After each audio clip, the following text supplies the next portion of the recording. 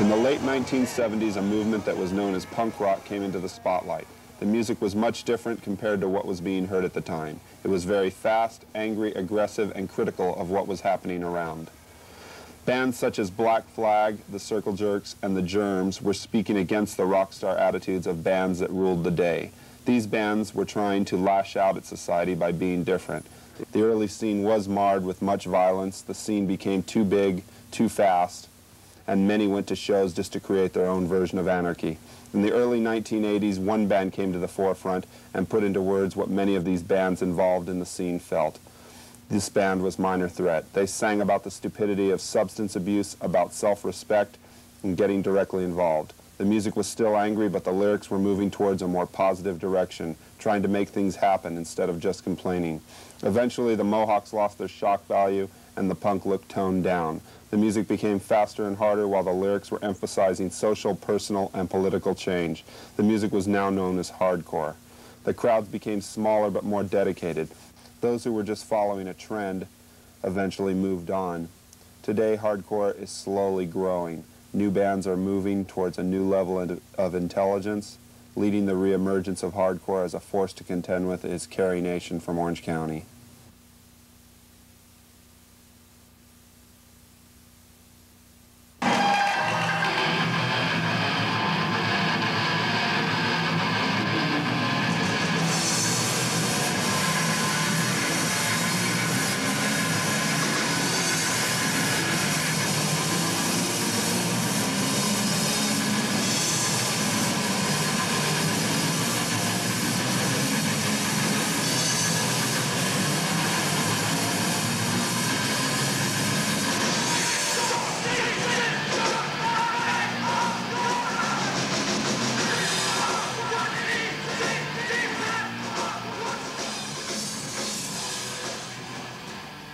Imagine yourself playing music where you get to say whatever the hell you want. And if it's something that's really useful to other people, you're going to do well in it. No, it's not rock and roll. It's a hell of a lot louder and a hell of a lot nastier. But I think it's also more creative. I see a lot of people suffering from a disease out there, and it's taking lives. And that disease is fucking racism. How would I describe my band?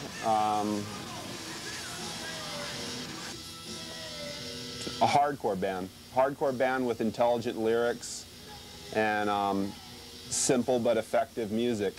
A real loud, real angry band with a lot of sort of negativity going on with the hopes of bringing about a productive result. Meaning I really like to point out the ugliness and the ugly possibilities in a lot of things that people do and a lot of things that people hold as being socially acceptable. I mean, I think when people look back over the 80s, the word is going to be a party that describes the whole decade. And I don't know, it seems to me the word more appropriately would be suicide. So I like to make the bands, be it Carrie Nation or any other band, I mean, I like to make it real loud, real angry, and something that's really hard to ignore so that it can effectively present a viewpoint opposite of that which seems to rule the day.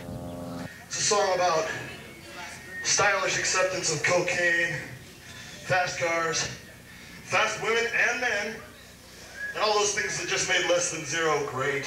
Yeah! It's a song and a chorus that go, thinking of ooh. Thinking of you.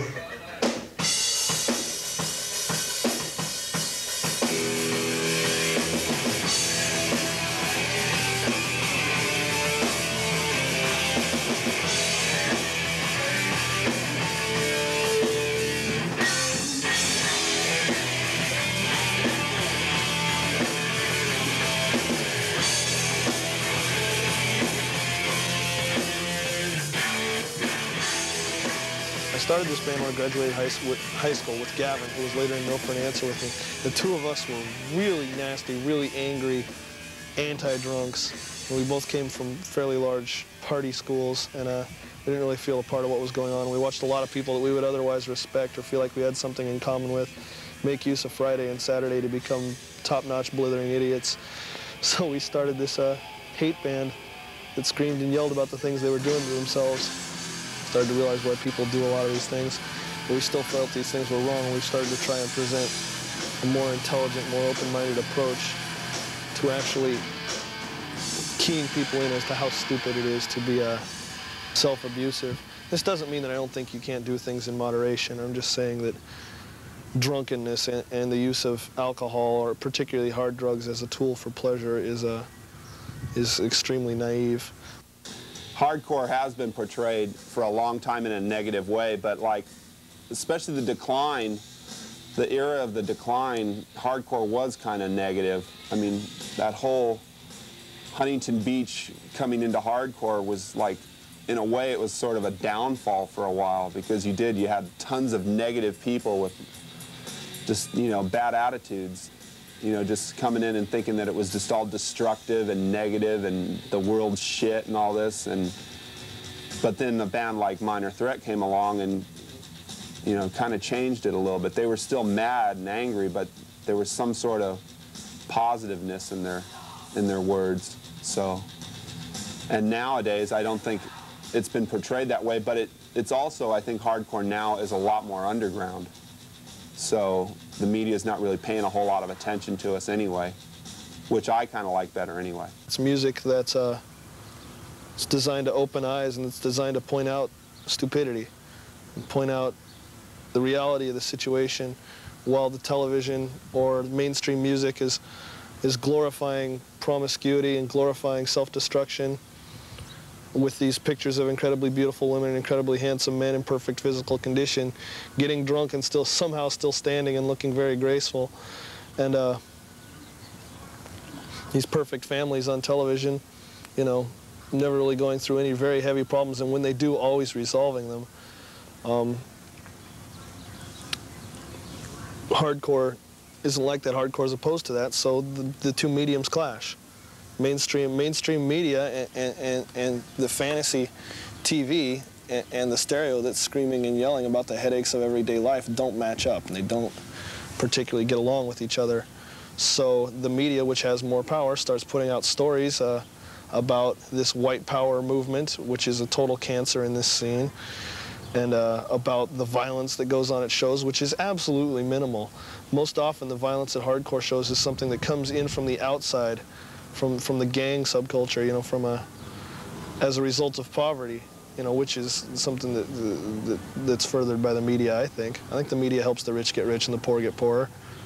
And hardcore largely belongs to the poor and to the middle class, so it's not something that's easily glorified, but it's real easily attacked.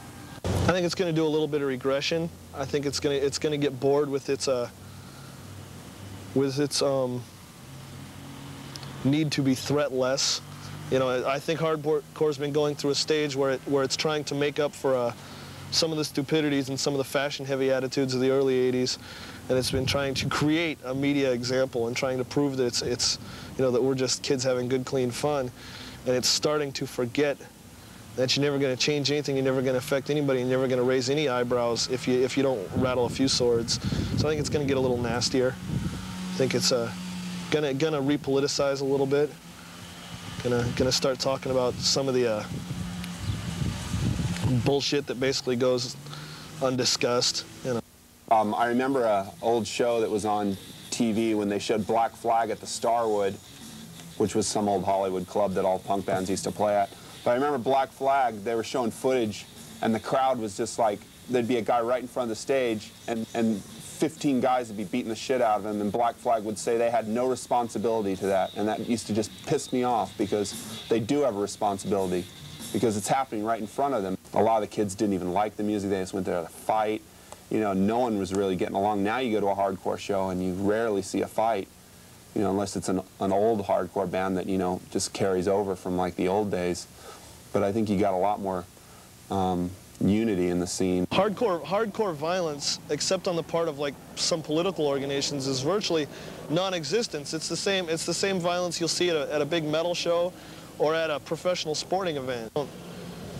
We don't try and glorify that crap, and I don't think that, particularly on the West Coast, that's at all popular. We're definitely being heard. I mean, the proof of that is when Dan sings the songs, he wouldn't even, at some points, he doesn't even need to sing the songs. He can hand the mic to the crowd and we could keep playing and the crowd would sing the songs. So they're obviously reading the lyrics, and they know the words, so they're memorizing the words, so they must mean something to the kids that are singing with us, so it's definitely getting across.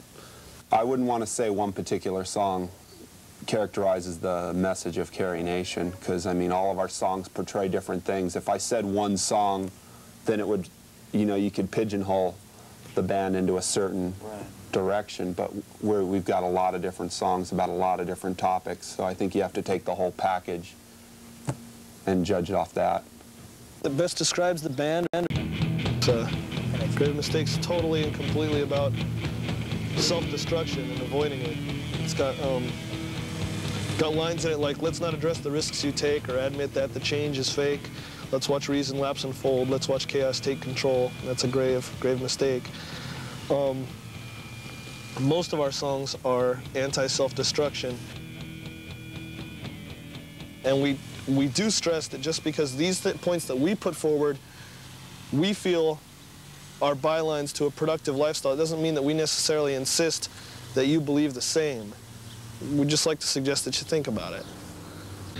Well, I think we're accomplishing something just by the response we're getting at shows. I mean, I'd like to get across to more people. I mean, I'd love for as many people to know about Carrie Nation and be into Carrie Nation that we're into. I mean, let's say, you know, Minor Threat, Youth of Today, 7 Seconds. I'd love as many people that got into those bands to know about us. So that's my personal accomplishment, what I'd like to. But I think, yeah, we're definitely accomplishing something. It's a drop in the bucket compared to someone, and this is why I think it'd be great that hardcore would grow and that hardcore would be distributed in major fashion. It's a drop in the bucket compared to the effect of, say, one 30-second commercial by some spaz like Sting.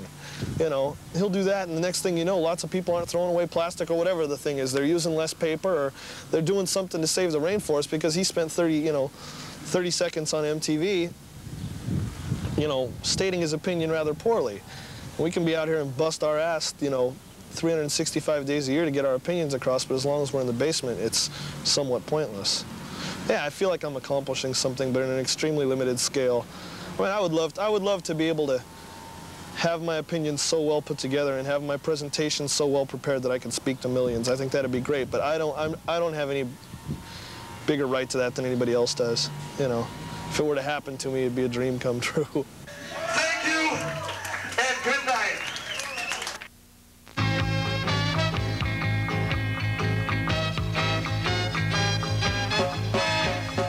Buffalo soldier, tread like a rasta. It was a buffalo soldier in the heart of America, stolen from Africa.